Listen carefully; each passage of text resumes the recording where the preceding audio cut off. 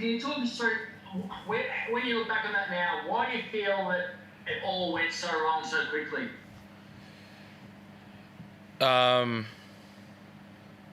Why do I feel it went that way?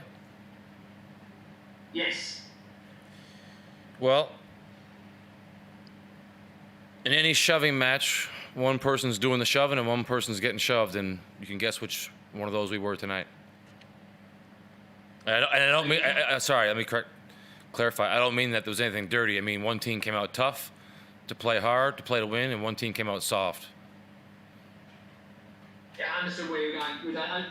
So how concerned are you about the lack of fight that this team has been showing in the past couple of games? I mean,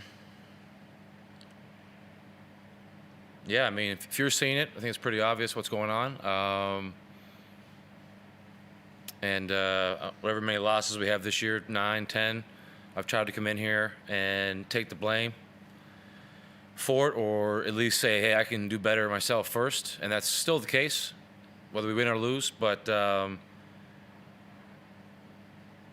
I think the player side of the locker room has to look inside themselves after this one and see if they care about getting to the postseason or not, because Adelaide's a good enough team to beat us on a good night when we play hard. But we sure as hell aren't beating anybody when we come out like we did in the first half. It was embarrassing. Mitch, obviously is one of the players there. I mean, as the vice captain, what's your message to the group at the moment in terms of how they can not perform to the standards that are expected, both from a physical point of view and from just a skill point of view? Yeah, I think, for no reason does Scott need to come in and, motivate us. If we need motivation, it's probably you're in the wrong job, really. We've got signs on the wall in the locker room, and right now they're just words. They need to become actions, and actions quickly. I think we need to find why we play basketball. Whether it's your family, whatever it is. Because right now, I think we're not playing for the name on the front of the jersey, and that's probably the most disappointing thing. The only positive is we get to play in a day or so time and rectify all of this.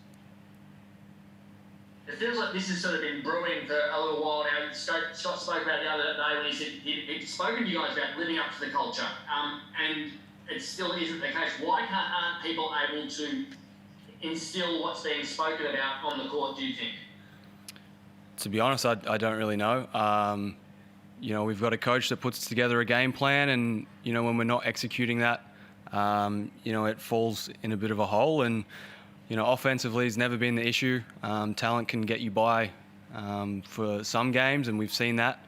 But until you play hard and play the right way, we're not going to get the results that we're looking for. So, like Scott said, a lot of looking in the mirror tonight and coming back tomorrow at training and prepared to get better. But how would you like the team to protect Bryce a little bit more, help Bryce a little bit more, given he's got multiple defenders in his face, in a rotation, game in, game out at the moment, and making it really hard? We haven't seen him score 7 in forever, really. What does the team need to do to help him?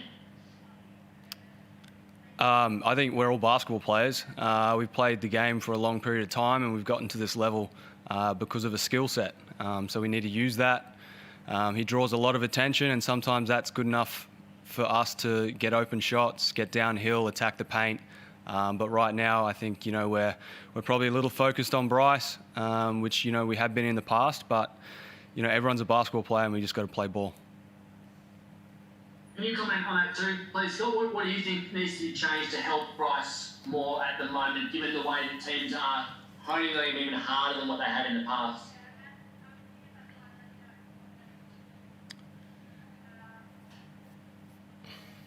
Set better screen? I don't know. Set better screens, call better plays. I just noticed here that Bryce didn't draw one foul. There wasn't one foul called for Bryce in his favor. So we got a long list of things we can blame before we talk about the referees. But it is kind of embarrassing how much he's pushed and held and knocked off his space. Now he's got to own his space too, and he's got to get tougher at times. And we got to set better screens, and we got to cut harder for him. But I mean, it's kind of laughable that he has no fouls drawn. I mean, what's going on out there? He played 32 minutes. only took 5 threes, so he wasn't settling every time down. So, I mean, yeah. We got to do a better job getting him open. So does tomorrow become a sit down in the circle discussion sort of day, home truths, or do you get back on court as quickly as possible, Scott? I mean, yeah. I mean, we're gonna look at our mistakes. We're gonna look at what we could do better. We're gonna look at some examples of things we did well, if we can find any, and then we're gonna shift our focus to Cairns because the only thing we can do with this game is learn from it. So we'll try to learn as much as we can in a short amount of time, and then switch over to Cairns. You got to figure Cairns is. I know they're snakes, not sharks, but you got to figure they're smelling some blood in the water right now, and they got to think if they come in here and play hard, they can beat us because we haven't shown that we're willing to play hard for 40 minutes.